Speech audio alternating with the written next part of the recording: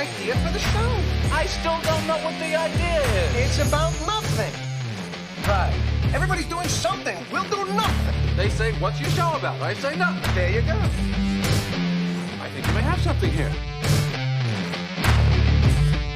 Cross Coast Spice presents the League About Nothing podcast. All right, everybody, welcome back. It is the Week 17 Finals recap, and I am leaving. See you later. I wasn't sure you were going to show up today. You when you texted me to ask, are you ready to record? It wasn't, are you ready to record? It's, can you record today, basically? Have you emotionally recovered enough to talk about this? I was wondering if I was going to have to do this solo. Yeah. So we have our finals recap. Spoiler alert: Mel beat me in the finals. Congrats to Mel. He's the new league champ. We'll get to the matchup in a couple minutes, but we should cover the trades that got us there in the first place because there was a couple leading up to the finals. Nice to see movement even in the final week of the season. Well, I say it's nice to see movement. I know some of the league disagrees with that. I think you're underselling it. We had some crazy trades this last week, including a 5-team trade. I think that might be a first for our league, a 5-team trade.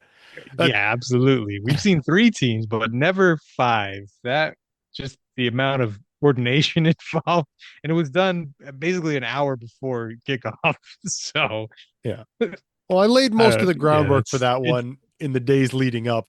If this wasn't a holiday week where there were games on Thursday, on Saturday, on Sunday, right, and on Monday, if it wasn't so spread out and so many games early, I feel like I could have done a lot more. I think Mel pretty much felt the same way. It was difficult to get deals done just because of the way the week fell spread out, like you said, and over the holiday too. It was it was not convenient or conducive to the trading. Right. A bunch of games on Christmas Day. I don't think many of us were interested in paying attention to fantasy football instead of our families and other things. Right. All right, so let's get to those trades. We'll do them in order like we normally do. There was a waiver run. No one in that waiver run ended up in a roster, so we're not going to discuss it. Shocking, such a change of pace from our normal waiver runs. Yeah, right. Which are just a bounty. Basically, outside of 2 weeks a year, there's really no one ever on waivers. It's just sort of the thing we have to touch on, I guess. Yeah, our league is pretty deep. It's not a lot of gems out there on the wire. I mean, occasionally we get some players that pop and get some points, but I mean, look at Darren Waller this year. You know, there's something. All right. So we had 4 trades. 3 of them were involving my team. 1 of them was involving Mel's team. Not shocking that these are just basically all for the 2 teams that were still trying to actively win games. You guys are the only 2 motivated to actually buy any players this last week, so not there's shocking. No real reason to try to avoid the toilet bowl. There's no punishment here. You know, it's not like anybody else has anything to play for. Right. Well, the 3rd place game does get their buy-in back, so it's not nothing, but it's also not quite the same stakes. All right, that first trade between my team and Big's team, I picked up Taysom Hill. In return, Big picked up a 2027 4th-round pick attached to my roster. This is pretty basic. Taysom Hill, he's going to have a couple of pop games every year. We see it all the time from him where he just does nothing, and then boom, he's got 30 points and he's in your lineup. It seemed unlikely that he would do it 2 weeks in a row, but also he was a guy that was available, and I didn't think Big would really mind parting with him for a decent pick. Yeah, I mean, the week before he had a big game. He was actually their primary running back for most of the game because they've just had so many injuries. Right. They're down to really the dregs of the roster at running back. So, I mean, it was a decent bet that maybe he would fill that same role again, but it didn't really come to fruition this week. Yeah, if he gets a goal line carry and 20 rushing yards, well, all right, that's a potential to be in play for a flex spot. Right. The fact that he's classified as a tight end, even though he really doesn't play tight end, especially in this format with the bonus points to tight ends, he's a useful player when he's getting opportunities. Just it didn't really happen this week. Yeah, and Taysom Hill's on the older side. I think he's like 35 or so, but I'd imagine he'll probably play again next year. Yeah, we'll I, see. I mean, again, yeah, he came in the league at like 30, and right. then he didn't really. I mean, he didn't really get any opportunities until very late in his career as well. So Yeah. he's been around for a long time. He's only actually produced the last couple of years. Yeah. Well, we'll go into the offseason, see what happens with him. As long as he's around and on their roster, I, I don't think a fourth is an unreasonable price to pay. No, definitely not. If he's on the roster at all next year in any capacity, then yeah, well worth the fourth round pick. Stay exactly where you are because this next trade was also between my team and Big's team. This trade was Tyrone Tracy and Jacoby Brissett going to my team, and in return, Big picked up Isaac Guerrero, Joe Flacco, and a 2027 second round pick attached to my roster. Again, this is relatively straightforward. These two guys hold more value right now than they're likely to going into next year. And Big gets back a different backup running back, although it looks like Guerrero has fallen down the depth chart a little bit, but he's the McCaffrey manager, so it might not matter quite as much to him. And I would imagine we see Joe Flacco backing up again next year. And then it's a second round pick. You can never go wrong adding a second. Yeah, it's interesting because I know this wasn't a great help this week, unfortunately, like most of these trades that you pulled off. Right. But going into next year, I feel like Brissett has decent odds of at least heading into the season as the Cardinals quarterback. He's under contract for another year. If they don't get rid of their GM, Monty Ossenfort, he's the guy that drafted Brissett back with the Patriots. If he's back for another year, you got to assume that Brissett is going to be back as a quarterback over Kyler. It's entirely possible. I don't know what that situation looks like going forward, though. I cannot sit here and tell you that Jacoby Brissett is a better option to start the year as a quarterback than Kyler Murray. Like that's not something I'm willing to say. Well, I'm assuming if the current front office is in place, then Kyler is not going to be on the roster next year. It's a Not fair that they're point. going to bench Kyler for next year, but I think he won't be on the roster at all. Now, all That's bets are a out the window. possibility. If we get a whole new front office, then yeah, it could be that the new front office wants to build around Kyler. But yeah, I mean, I have to say, as of right now, I think Brissett's odds are probably better than Flacco's at starting next year. Again, a lot of this will be answered a week from today when we have all the firings Right. that happen after the season. Yep. We will have a little bit more But as clarity, of right but now, I'd say the betting odds are on Brissett's side for being a starter next year. And then Tracy, he's probably going to walk into next year as a starter for the Giants. We don't know how Scadabo's injury rehab is going to go. And are they going to go back to him as the full workhorse coming off an injury like that? We don't know how that's going to affect his ability going forward. So I mean, it's a decent bet for a second round pick. These two guys. I mean, right. Flacco's probably not going to start, and Garendo is pretty buried on the depth chart, like you said. So I think this was actually a pretty good deal for you going forward, not just for this week. Well, I hope you're right, but you're a little bit more optimistic on both of these counts than I am. I think that Tracy will be the backup to Scatabo going into the year. I don't think it's going to be like an 85-15 split. I think it'll be probably 70-30 split, but I think Tracy will be the clear backup, which is fine. Backup running backs have their uses, especially in a best ball league. And if something happens again, we've seen Tracy be decent, not anything special, but productive. So he's a good guy to keep around on a roster. Brissett, it was really just a hope that they continue with what they've been doing, which is just throw the ball 60 times a game, and maybe I'll get lucky. It was against the Bengals defense, which you couldn't ask for a better matchup. Yeah, and you just picked up Michael Wilson last week, so got yourself a little stack there. Definitely had been a profitable stack the last few weeks. Just kind of ran out of steam here at the end, unfortunately. Well, Wilson ended up in my lineup both weeks that he was on my roster, which is nice to see. One of my only players over 20 points this week. But yeah, it wasn't quite as lucrative as I had hoped. So our next trade also involving me, but involving four other managers as well. This one was between Flea, Georgia Mike, Rug, myself, and Al. I sent away five fifth round picks, one to each of these managers, and I got back some players in return.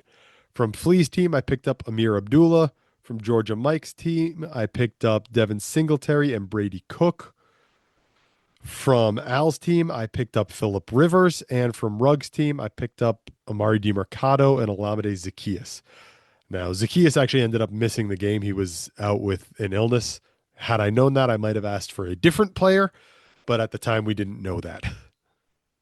Right. Yeah, players rarely miss with illnesses, so it Yeah, was interesting. He wasn't the only one that got ruled out pretty much right before kickoff. A right. couple I had players had that happen this week. McMillan on my team as well. Basically, game morning was, hey, he might miss with an illness, and then he did end up playing, but only had one catch, so that didn't help matters. Right. Bryce Young only threw for about 50 yards, so Right, yeah, 54 yards. It's great. He has yeah. he's only gone over 200 yards, I think, five times this year. I don't. Yeah, we'll that'll be an interesting off-season discussion about Bryce Young. I'm not sure what else they can really do right now, given the way their record is going to be. They're not going to be in position to take a top end quarterback. Yep. And it doesn't look like it's going to be a very deep quarterback class. All right. So this trade here, this five team trade was my effort to get as far over the roster limit as possible on the last day of the season, essentially, because if I'm gonna go over and get roster locked, I may as well go way over, right? Yeah, it was an impressive show of gamesmanship here, grabbing players from all different teams Yeah. and linking it all up in one deal. Because as we know, once you go over by one player, then you're locked for making other moves. So if you want to go over by a big amount, if it's not all coming from one singular team, then you got to get multiple teams involved. This is the most extreme example that we've seen so far. I'm fairly certain that if I had had another, say, hour and a half, I could have easily looped in two more teams. I know for sure I could have, but I don't know what I would have actually gotten out of it. Obviously, it didn't end up mattering. One of these players did make my lineup. Singletary, I think, had 18 points, so better than not having him, but also the rest of the players were Right. kind of useless. Well, that's what happens when you're buying a handful of players Right. for fifth round picks. Yeah, these were back end players for scraps. Pretty much all these managers, I'm sure, would rather have the fifth than these, third stringers or 30-year-old players or Philip Rivers, who's 44 and never going to play again. 44-year-old Philip Rivers, I'm pretty probably sure his I could have offered last you start of his literally career. anything for Philip Rivers and you would have said yes. Oh yeah, absolutely. If you didn't want him and Mel didn't want him for anything, then yeah, he would have been off my roster by now already. Yeah. It was a Well, fun story, but he ain't coming back for next no, year. no, And this is Dynasty. he's not coming back. God, I hope not, anyways. All right. Do you have any thoughts on this trade? Because I don't really know what to say about it. No, I mean it's just like you said, a bunch of crap for late picks, just doing your best to kind of get as many players as you could legally. It was the best example that we've seen so far of someone skirting the rules. The rules are there to be adhered to, but also we follow the letter of the law, not necessarily the spirit of the law.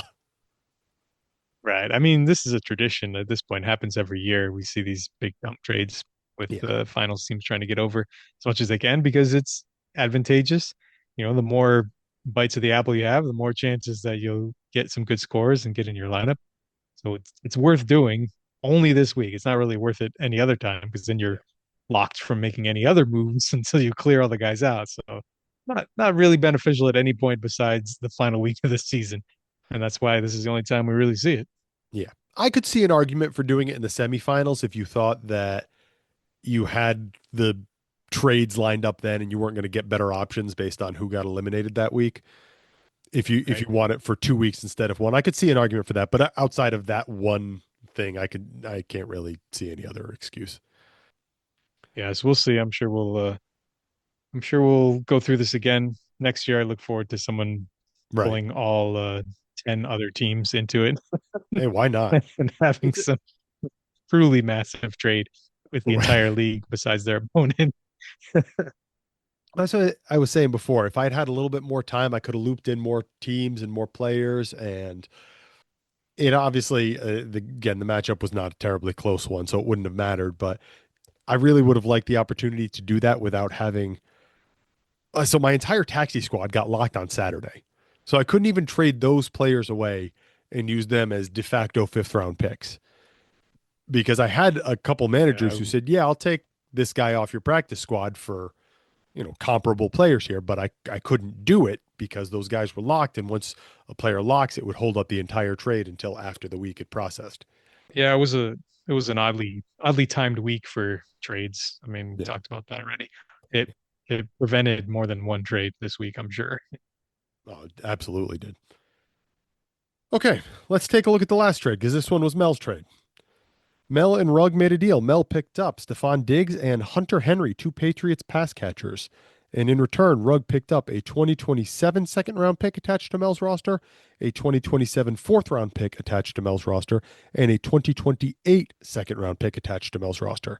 So 2 seconds and a fourth for Diggs and Henry. Good pickups for Mel going into the finals, and nice for Rugg to add 2 second round picks. Both these guys in the lineup for Mel. Two good pickups. Yeah, this was a good week to have Patriots pass catchers in No your kidding. on your roster. Drake May throwing for 5 touchdowns.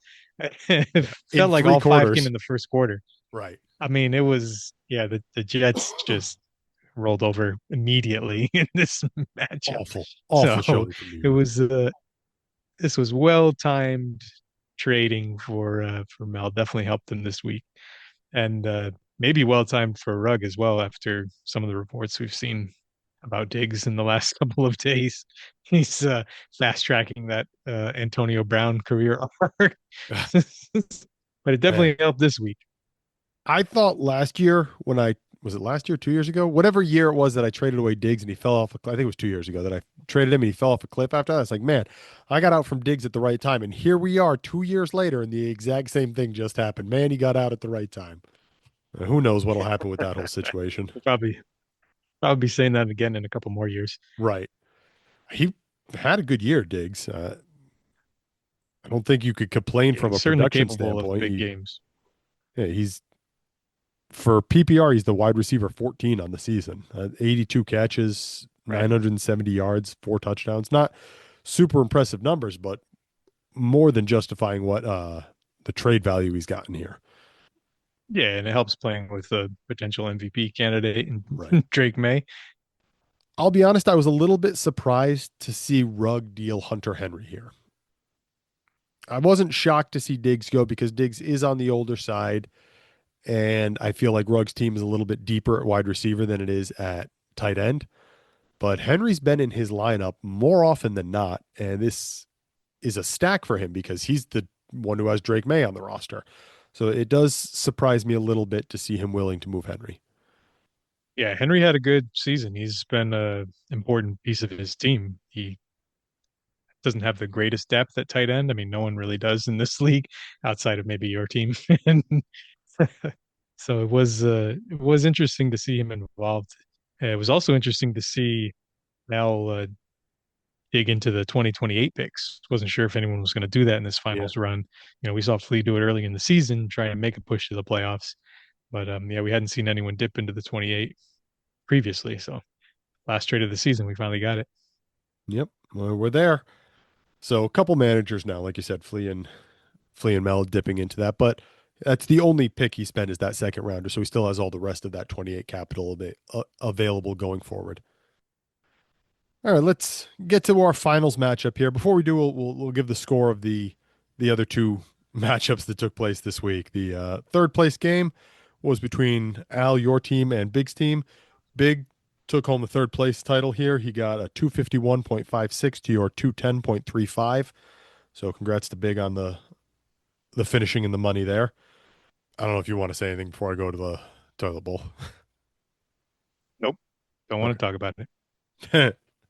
The toilet bowl took place between Judd and Mr. Good News. I don't know how you say who wins this. Mr. Good News outscored Judd, so I guess congrats to Judd on the toilet bowl finish. It was 82 to 73. All right, now for the main event, we had the finals between my team and Mel's team, and Mel's team showed up. He put up 285.76 this week. My team put up not so much, 216.69. Tough week for my team, good week for Mel's team. Pretty convincing win in the finals. Did you go back and look through your matchups and see how many times this season you've scored less than 216? I did not. I don't want to know, but I'm guessing it was I would say two, maybe three tops. Yeah, couldn't have been very often. It's No, this was a just a basement bad performance time. for my team on this season, which is Yeah, it's tough just because it unfortunate comes to 1 week lose. after the best week that anyone has ever had in league Right, history. right. 100 points less than you had last week. Yeah. So not well timed for my team, but I think that was kind of the story of the playoffs for a lot of teams in a lot of leagues. There was a good number of stud players who just didn't show up this week. And the same is true of last week. A lot of teams, I think, lost in the semifinals that were very strong teams all year long. Yep. Mel's team, led by Derrick Henry, 48 points, 48.1 on 36 carries, 216 yards, and 4 touchdowns to go along with 10 first downs. Yeah, That is career a high in carries, by the way. sure, because he's never had a million carries before. Oh my goodness. Yeah, Henry is they just, when he gets going like that, he's a monster. this is December Derrick Henry. This is the reason that Mel had traded for him because he was waiting for these December performances that he seems to do every year. He gets stronger as the year goes on. And as everyone else is wearing down, he's just running roughshod over people. Green Bay could not do anything to stop him in that game. It was a tough look for Green Bay. Yeah, I don't think anyone could have done anything to stop him in this game. Sure. Only one other player in this matchup over the 30-point threshold. It was on my team was Luther Burden, put up 32 points. This was nice to see the Sunday night game, but unfortunately, it didn't end up mattering on the whole. Yeah, it's still nice to see though the late season surge from Burden finally getting snaps because the Bears have been forced into it with the injuries to it. Dunze and DJ Moore's been banged up and was sick this week, and they missed Zacchaeus. It's they've been forced into this, really giving him snaps, and I mean on a per snap basis, he's been one of the best receivers in the league. So yeah, when he gets the expanded snap share, he's been doing stuff like this last month. It's nice to see at least going in the off season. Yeah, that brings him up over 600 yards on the season, so he's cleared that magical 525 threshold that all the fantasy players get worked up about. Like you said, they kind of got forced into it, but it really seems like that might have been a blessing in disguise in some ways. They didn't win the game, unfortunately, but you kind of know a little bit more of what you have going forward. Yeah, he was a bit of a polarizing prospect, and people didn't like the landing spot because there wasn't a clear, obvious route for targets for him with a bunch of other alpha target earners. Plus, they had taken a tight end, a receiving tight end already early in the first round. So, I Yep. mean, yeah, he kind of started slow as we expected, but yeah, it really came on the last few weeks, culminating with this game this week. Unfortunately, no losing effort for you, but at least it's something to look forward to next year. Yep. Okay, let's take a quick look here. We had a bunch of players over 20 points. Let's do my team because there's only two of them to cover. Michael Wilson, who we talked about a little bit earlier, had 23 points, and JSN had 20 points. Everyone else for my team underneath that 20-point threshold. A lot of 15s and 16s in there. But that's just not really going to cut it. Yeah, surprising. Just so many down weeks from guys that have been lineup staples, some of the best at their position all year. Just again, unfortunate timing. Yeah, even JSN had 20 points, but 20 points from JSN is, I think, his third worst game of the year. Right, that's a down week for him. Yeah, this was his third worst game of the year, which is, for one thing, incredible that his third worst game is 20 points, but also, Right, it's yeah, been that kind of year. tough timing. He has 1,700 receiving yards on the year. What a season he had. It's been an amazing season. But yeah, it was not as helpful this week as he's been. That's kind of the story for a lot of your roster this week. Looking at the rest of my roster here, there are some names like Brissett and Singletary and Michael Wilson, Colby Parkinson that were recent acquisitions going in there. So I guess it's kind of nice to see that some of those guys that I was targeting in these trades, be they dump trades or the lower end trades, did pan out at least a little bit, but obviously it didn't make a big difference in the end of things. Right. I mean, thankfully you made all these trades. Otherwise, your lineup would have looked really pathetic. Right. Uh, it Yeah, it hurts. wasn't not a great It week hurts. when Brissett is your quarterback one and Singletary is your running back one. I mean, these are not guys that you're expecting to be your point leaders Right. in It's the it's a finals. yeah. It's it's tough. I am fairly devastated about it if everyone couldn't tell, but I feel like the team's in a good position going forward to next year, so we'll see how I recover for next season.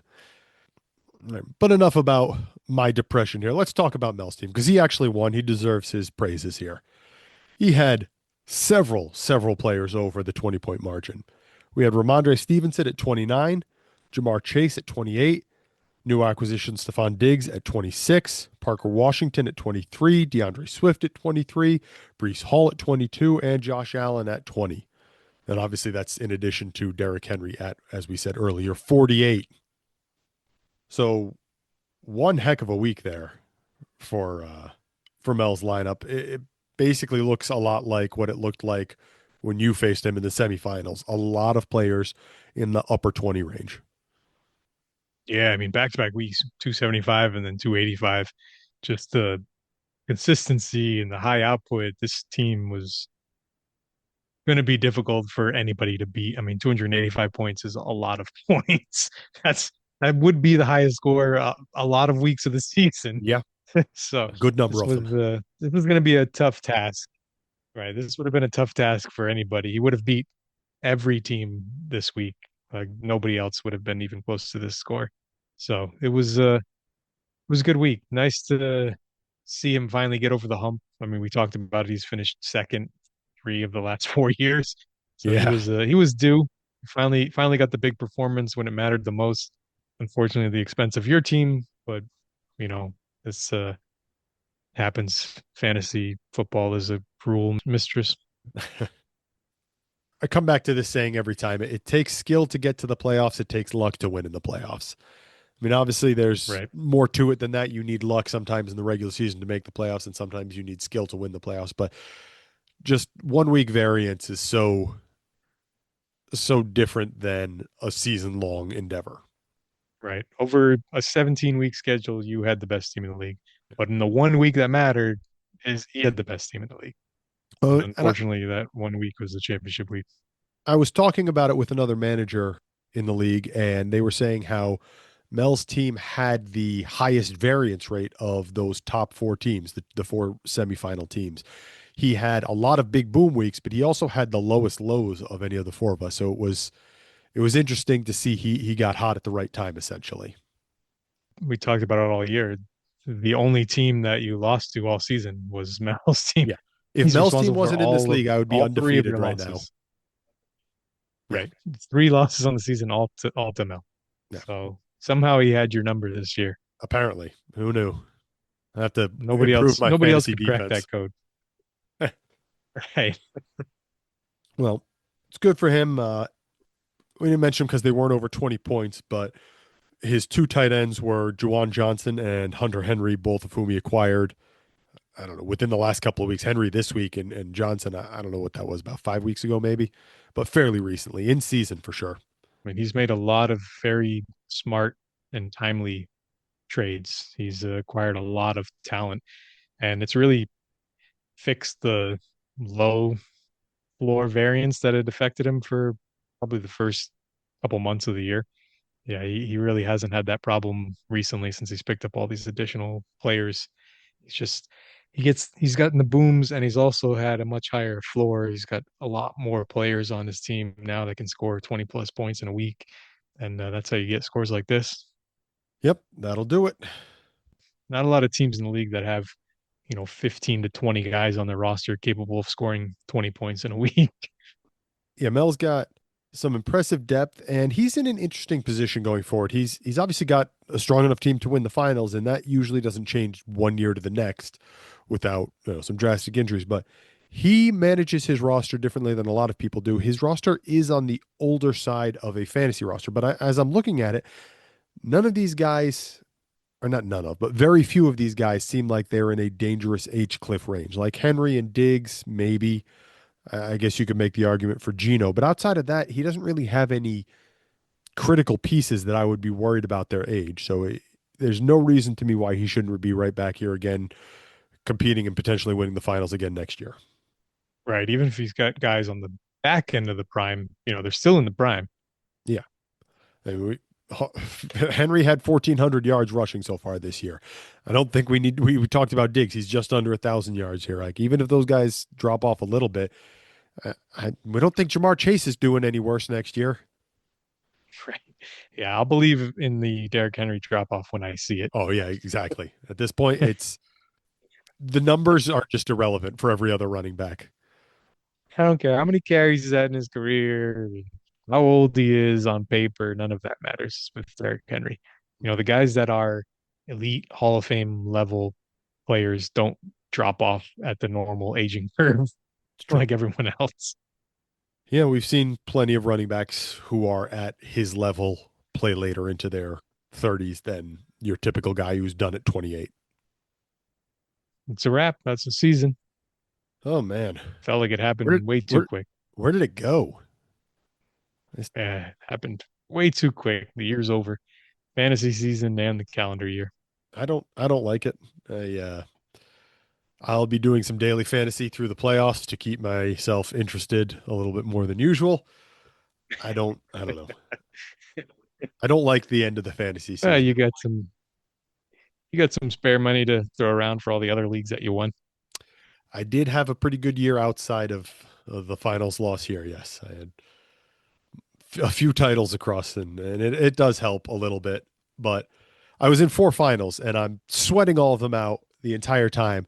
And I'm just sitting there going, at the end, man, I went 3-1 in those finals at the expense of a couple landmates here. I played against Mr. Good News in one and against Rugg in another one. So sorry, boys. At the end of it, I'm just sitting there going, man, I really would have just preferred to win land. I would have given the other 3. I don't mind. It's one I care about more. Well, this is the only league that we have a podcast about, so makes sense. So far. Yeah, next year, we're going to do the United podcast. Oh, that's never going to happen. All right. I think, like you said, that wraps up the finals and wraps up the season. I don't have anything else to talk about today. We'll have to figure out what our off-season recording schedule is going to look like and what we're going to discuss, but we'll find something to talk about. Yeah, sadly, that's the end, at least for this year. Well, on that note, catch everybody next week, but until then, see you in the league chat.